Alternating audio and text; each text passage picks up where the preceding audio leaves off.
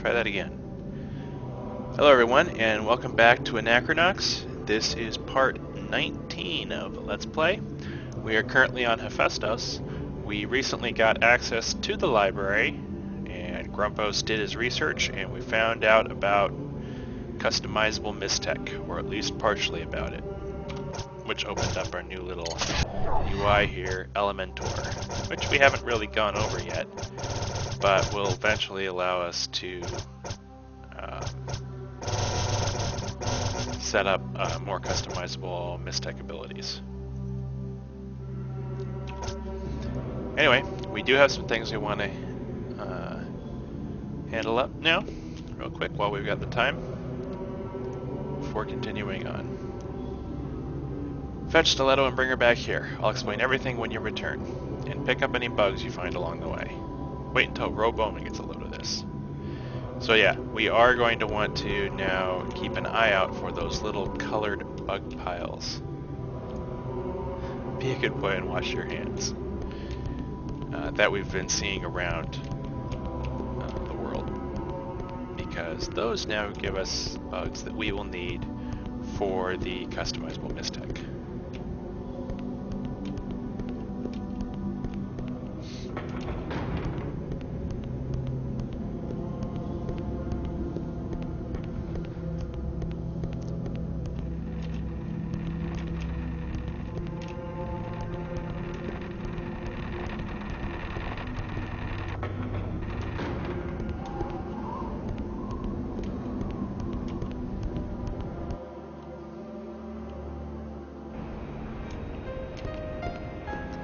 Similar to the life flowers, the various bug mounts will kind of respawn over time.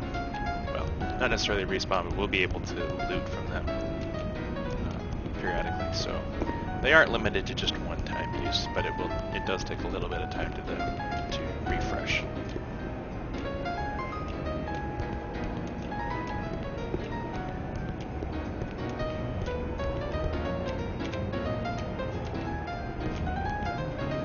The lack of a jump function is annoying.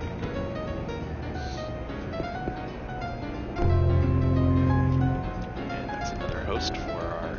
Hey, got a red beetle. No bugs are coming out, so we will check it again later. The various hosts are different kinds of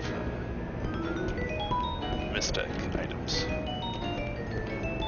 Oops, we were just up there. Yay for getting lost.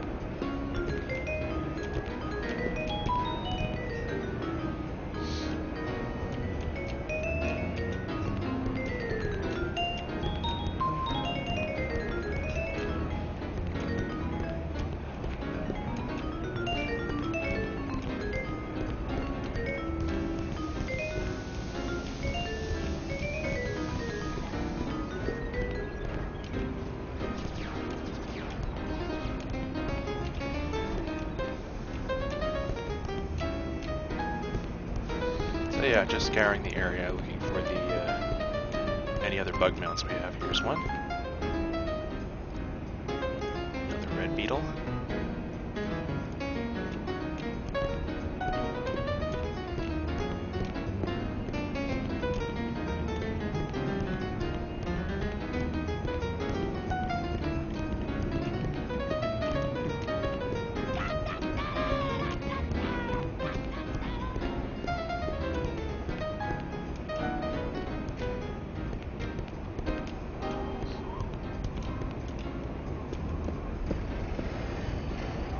We will actually get here on the way back. I want to duck into the adjacent zone, which is the slums and the platform, so that we can check for any more beetle mounts.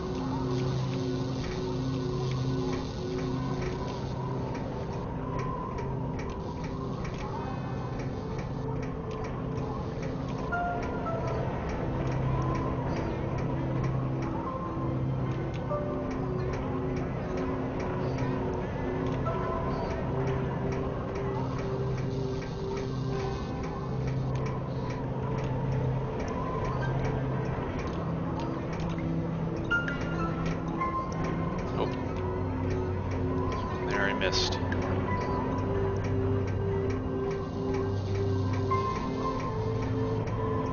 Hiding them behind a crate. No fair. White beetle.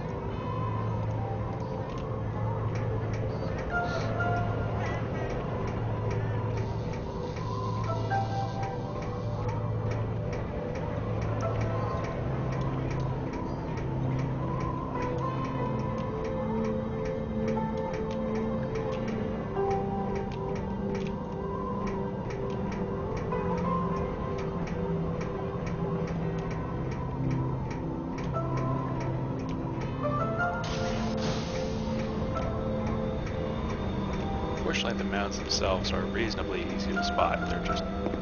They're usually unlit, so they stand out even in the darker areas, and of various colors, but always the same model, so they're reasonably easy to spot.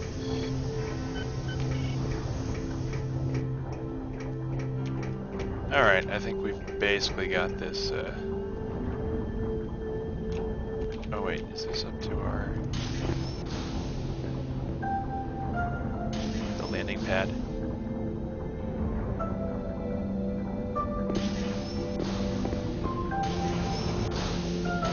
Yeah. Quick look-see around here, and then we'll head back and grab Stiletto.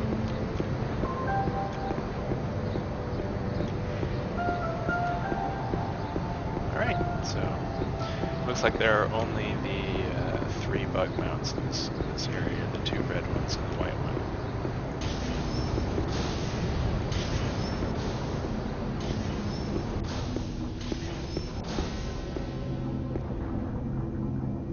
I'll tag the white one on our way back just to see if it respawns over time rather than requiring us to zone in the next area.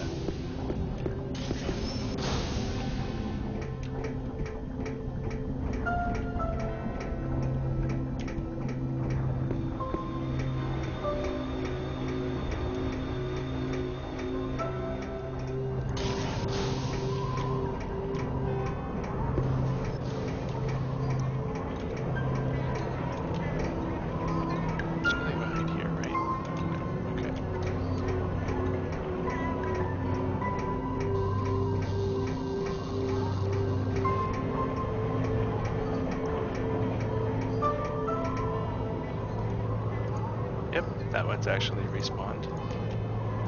So you just have to wait a couple of minutes, because as you know, we didn't actually leave the zone yet.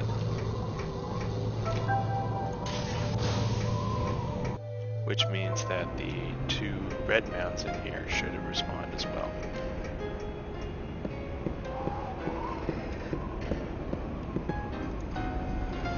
Stiletto. Here we go again. That reminds me.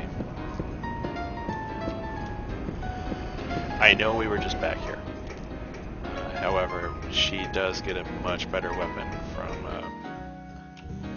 someone in this area, which, you know, if we grab now, we won't have to come back for. Sister Dolores, my poor child, come here. In your eyes, I recognize the woman I was before I found peace. I know you're full of anger, but the world will never cease to be painful. You must find the calm at your center and enjoy the pleasure of peace. Here's a little blade from the old days. Maybe it will help you find your center as it did for me. Sergeant Sleepshank. Because nothing better to assuaging your guilt than a shank. Peace be with you, my child. So now we can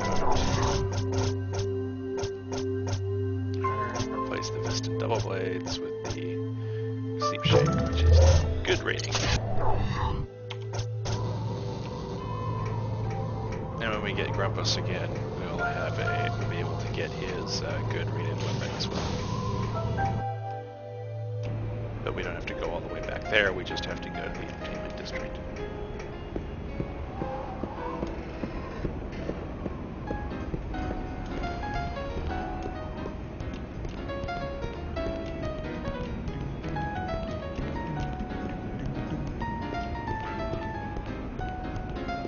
Grab another red beetle.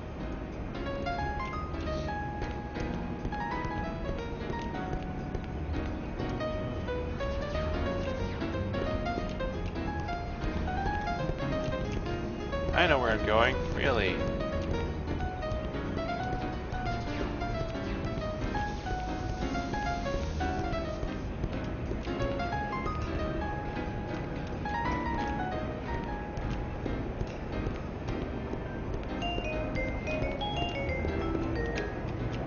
I keep getting stuck on that sign, because I don't want to fall off the little ledge.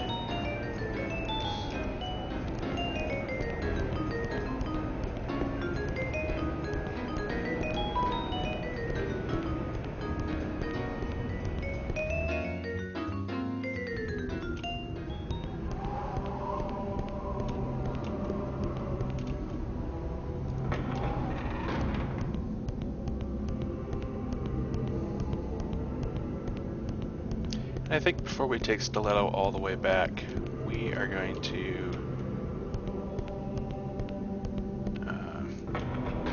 hit up the factory area real quick, as there is a mound down there for purple beetles, and as far as I know, it is the only place to get them in the game. So we're going to grab several of them, which will take a little bit of time, but it shouldn't be too bad. It'll also be a good way to test, you know, if we can run in, zone in, grab one, zone back out, you know, and so on and so forth.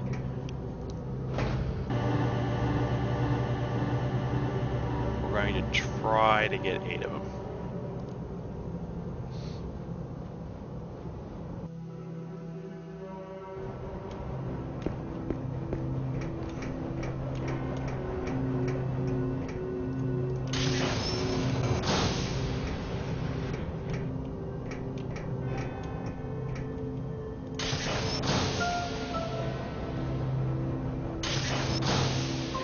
Bug box.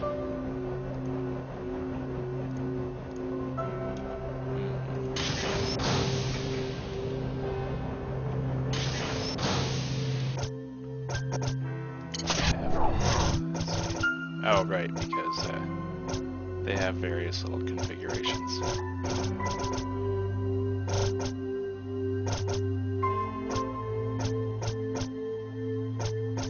Various white beetles, various red beetles, a cyan beetle, and a cobalt crawler.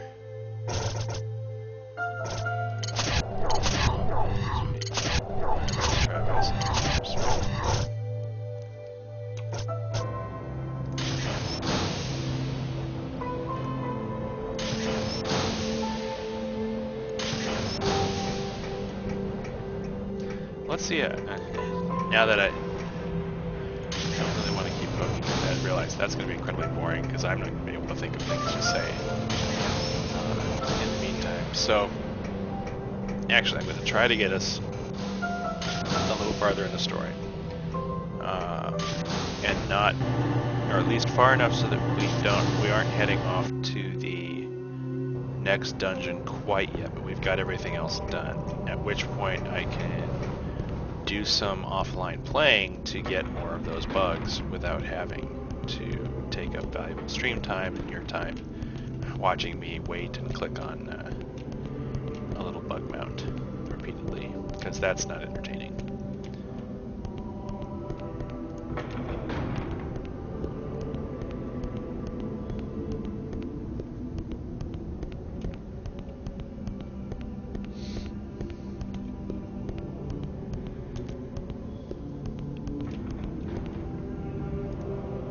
Okay, this is going to take a while to explain, so both of you be patient and keep an open mind. This sounds harder than it is. Alright, boy and girls, cut the cackle and pay close attention. I want everyone to look at each very closely. Now we are the deadliest people in the galaxy. This latest breakthrough allows us to harness MysTech, modifying and configuring its functionality to create our own flexible designs. The key was these bugs, and this special host. Weren't you wondering what this was when you were pounding on it slick? I ran across it a few years ago at a Burbulan junk sale. Heck, they didn't even realize it was MysTech. Bought it for a steal. Anyway, I've been sitting on this slag for years, not quite knowing how it fit into the puzzle. I'd almost given up, until this handsome idiot unlocked the mystery for me. You see, all pieces of MysTech are just frozen slags of element or mess hardwired with only one function. Fire slag burns, poison spin poisons, so on and so forth. Some slags, however, serve as hosts that can be modified by the biological circuitry in these bugs, allowing you to create MysTech that burns in one configuration and poisons with another. The bugs must have been bred or engineered to serve as data input for the MysTech hosts. The information must be coded into their genetic structure. Let me show you how it works. On the bottom of this host is a single node below a roughly hexagonal ring of 6 other nodes. Note the 7th one in the center. So here's the single node, here's the ring of 7. The bottommost node affects what the host does, and may even harness complete control over the primary functioning of the biodevice.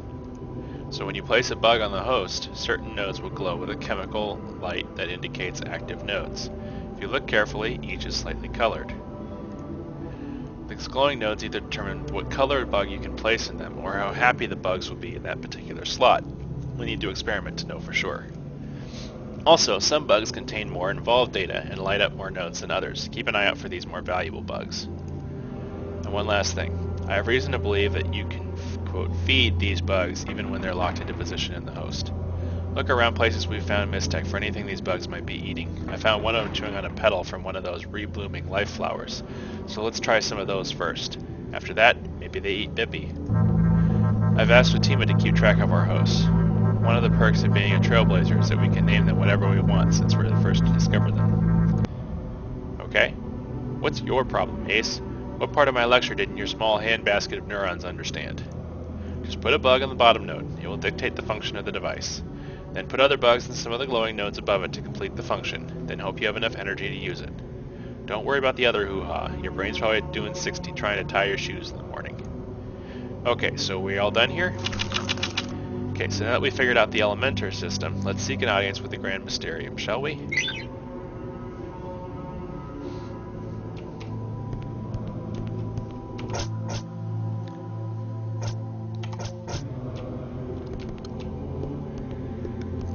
So we have Grumpos now. Before we talk to the Abbot, we're gonna go get his next weapon.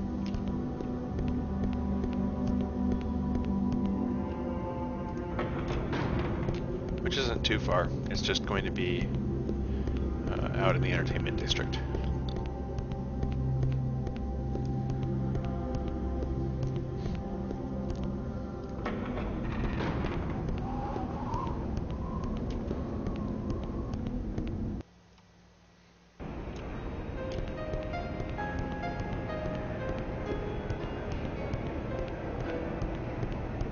And of course, when we're here, we have another red bug.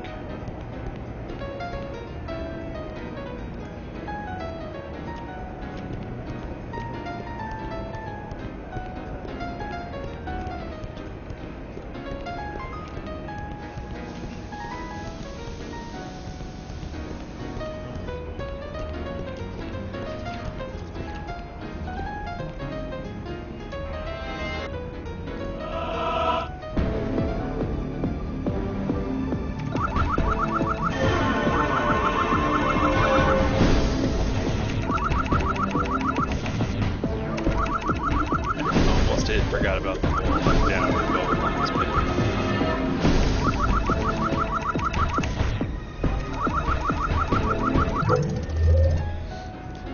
Grumpus. Do you remember the soup kitchens of the Corsican Old West? When I was young and fearless, I dedicated an entire summer to transporting rare cargo across the Champagne outback with a crew of bastard slop slingers and their wild equines.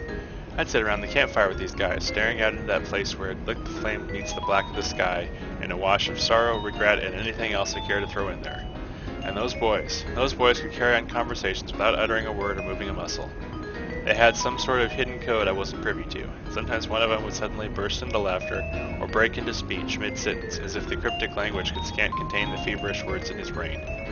Now, before you go trying to get ahead of my story here, let me state for the record that it wasn't mental telepathy. The Tentac system has that marker cornered. No, these were backwater Corsican boys with nary a superpower besides their inborn tenacity for profit. It was something else, a silent language that took patience, time, and a dribble cup.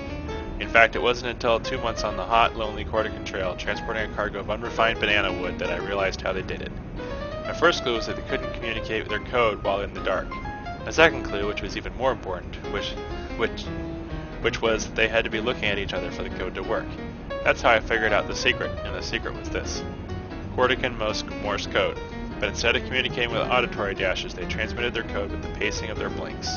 Now hold on just a minute. I can see by your uncomfortable reaction that my story does not meet with your approval. Then look into my eyes. Blink, blink. Blink, blink, blink. Blink, blink, blink. Blink, blink, blink, blink, blink, blink, blink, blink, blink, blink, blink, blink, blink. That's Cortican Morse code for eat me, moron. Stop it, stop it, stop it. Take this and leave me alone. Thank you for the weapon.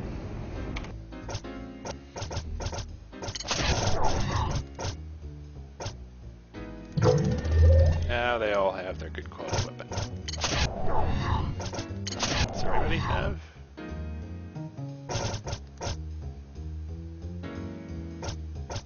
Yeah, okay, he's got his good. He only has fair so far. And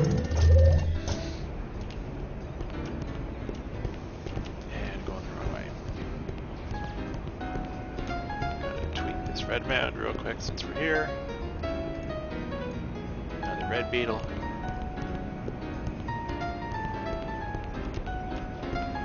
And back around.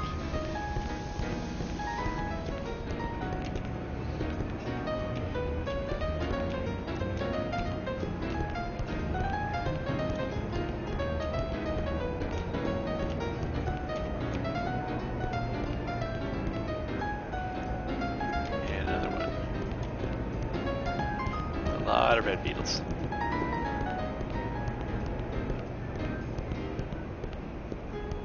And back we go.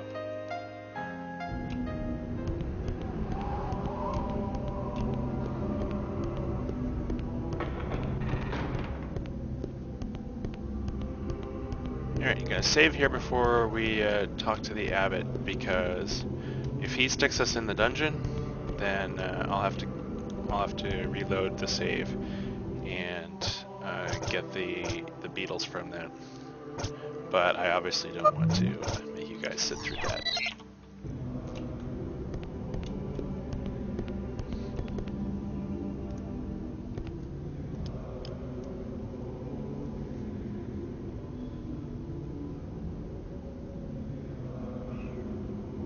Detective! So pleasant to see you again. Is there anything I can get you? Some cheese or wine, perhaps?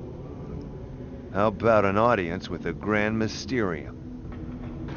Sold! Come right this way.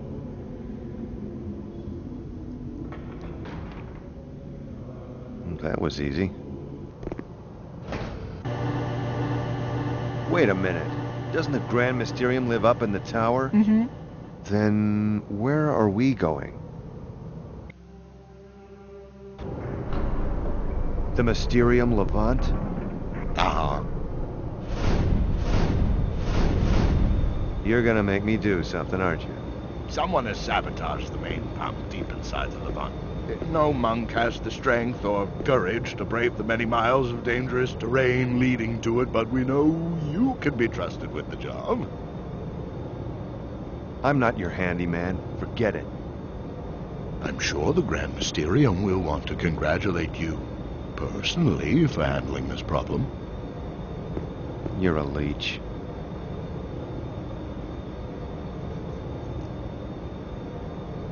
Locate the main pump, determine the problem, fix it. You make it sound easy. What if we can't? These doors don't open from the inside.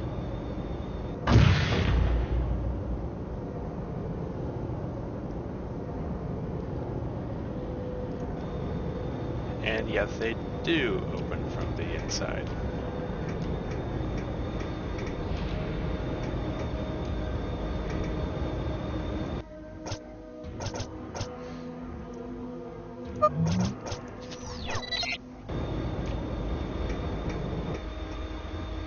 Let me see where this entrance. Can we actually go back up from here? Yeah.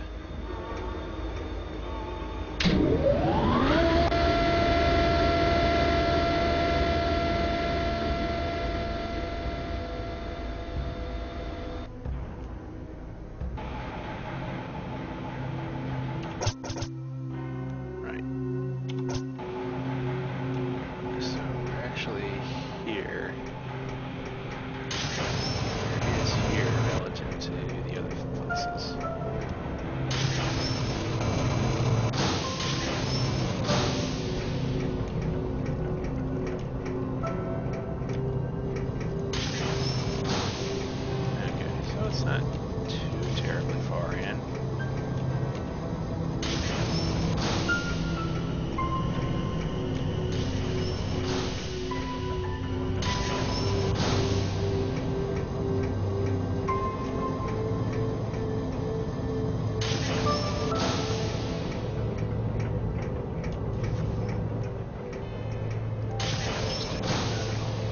This way.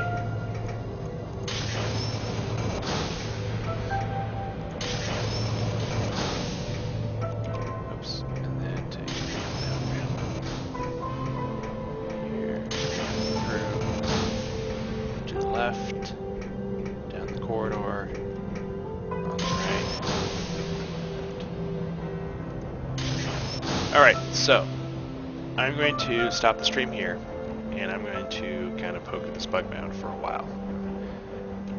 So I'll be back once we have some of these, and hope you've enjoyed in the meantime. Thanks for watching.